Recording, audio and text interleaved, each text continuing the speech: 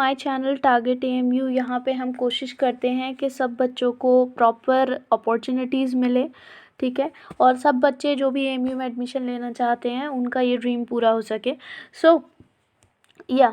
आज मैं आपको बताने वाली हूँ कि जो डिस्क्रिपेंसीज़ आती हैं या जो आपका आंसर की में जैसे कुछ क्वेश्चन को ओमिट करते हैं या कुछ क्वेश्चंस के आंसर ठीक करते हैं, तो उनको कैसे ट्रीट करेंगे। तो जैसे मैं यहाँ पे बता दूँ कि क्वेश्चन पेपर के अंदर फ्रॉम क्वेश्चन 1 टू क्वेश्चन 25 ये लैंग्वेज के क्वेश्चन थे।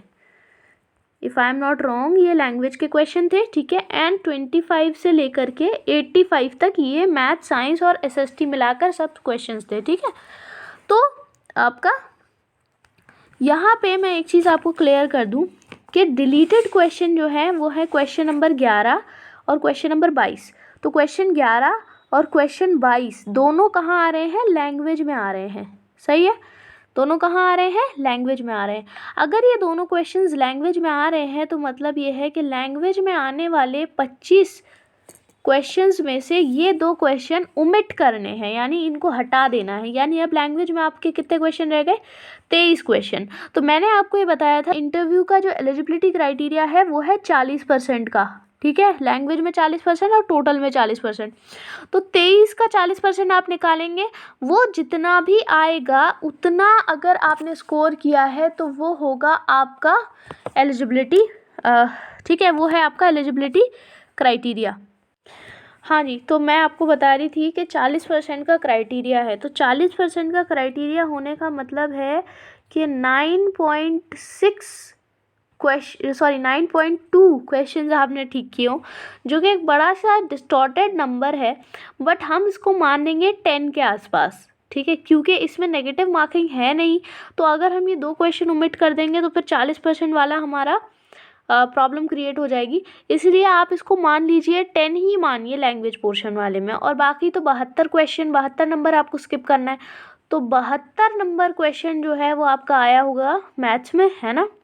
तो इससे कोई ख़ास फ़र्क आपका पड़ेगा नहीं, क्योंकि इतने सारे क्वेश्चन में से एक क्वेश्चन ओमिट हुआ है। तो 40% में आपका यहाँ आपका जो बाकी बचे हुए क्वेश्चन है 85 - 25 जो भी आएगा, 60 क्वेश्चन जो हैं उसमें से आपको एक ओमिट करना है, यानी कि ये रह जाएगा 59, है ना। तो आपको ये याद रखना है, ओके। मतलब कुल मिला के बात यह है कि इस ओमिशन से कोई ख़ास फ़र्क नहीं पड़ेगा। 2 क्वेश्चन यहाँ ओमिट हुए हैं और एक क्वेश्चन आपका बाकी सब्जेक्ट्स में ओमिट हुआ है। क्लास 6 की आंसर की मैं चेक कर रही हूँ उस टाइम, ठीक है, इसकी डिस्क्रिपेंसीज़। और दूसरी बात ये है कि आपका कुछ क्वेश्चंस जो हैं जैसे कि यहाँ पर देखिए क्वेश्चन नंबर 70 और क्वेश्चन नंबर 76, इसका आंसर जो दिखाया गया था वो बी और ए था, और करेक्शन के बाद इसका आंसर सी और डी कर दिया गया है, ठीक है। तो ये चीज़ आपको याद रखनी है। तो ये आंसर की को आप ओमिशन को ध्यान रखिएगा कि ओमिशन से अगर आप समझ रहे हैं कि कुछ खास फ़र्क पड़ेगा तो कोई खास फ़र्क नहीं पड़ेगा। हाँ, बस इतना है कि मान लीजिए क्वेश्चन नंबर 11 और 22 जिसका गलत था, तो उसका फ़ायदा यहाँ पर हो गया है कि अब उसको 11 और 22 को काउंट ही नहीं करना है, तो उसका, और जिसका सही था तो उसका बहुत बड़ा नुकसान हो गया है, ठीक है, क्योंकि मतलब उसे ऐसा लग रहा था कि मेरा 11 और 22 जो है वो क्वेश्चन मैं सही करके आया हूँ, और फिर भी जो कमिटी है उसने इसको गलत कर दिया है। तो यहाँ पर डिपेंड करता है किसका फ़ायदा होगा किसका नुकसान होगा। बाकी दूसरी बात, रिज़ल्ट आएगा, जल्दी आ जाएगा। और दूसरी चीज़ ये है कि स्पेशली जो लोग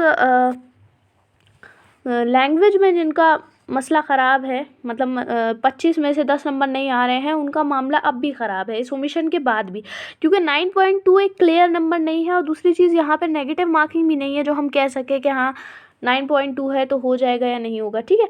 तो 9.2 नहीं रखेंगे, हम उसको 10 ही काउंट करेंगे, ओके। सो आई होप ये आपके लिए हेल्पफुल रहा होगा। अगर हेल्पफुल रहा है then please subscribe to our channel.